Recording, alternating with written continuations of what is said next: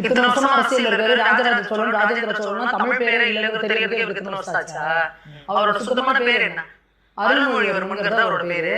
இன்னொன்னு அந்த காலத்துல தமிழும் சமஸ்கிருதமும் இணைந்தேதான் பயணிச்சது. சமஸ்கிருதம் அலுவல் மொழியா பயன்படுத்தப்பட்டது.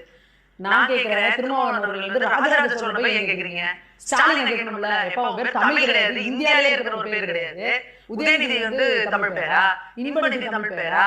கலாநிதி தயாநிதி வச்சிருக்கீங்கல்ல, இதெல்லாம் தமிழ் பேரா? இதெல்லாம் கேட்கறது இது தேவையில்லாத பிரச்சனை. என்னன்னா எலெக்ஷன் நேரத்துல இங்க ஊருப்பட்ட பிரச்சனை நடந்துட்டு இருக்கு, சட்டம் ஒழுங்கு சீர்கெட்டு கிடக்கு, ஆட்சி நடத்த துப்புள்ள கூட நீங்க உட்கார்ந்து இருக்கிற கூட்டணியில உட்காந்துட்டு நீங்க என்ன பண்ணிட்டு இருக்கீங்கன்னு மக்கள் காரி துப்புறாங்க. எனக்கு ஓட்டு கேட்க போகணும். அப்ப இவங்ககிட்ட கிடைக்கிறது ஒரே என்னன்னா கேவலமான மொழி அரசியல், இனவாதத்தை தூண்டுறது, மதவாதத்தை தூண்டுறது.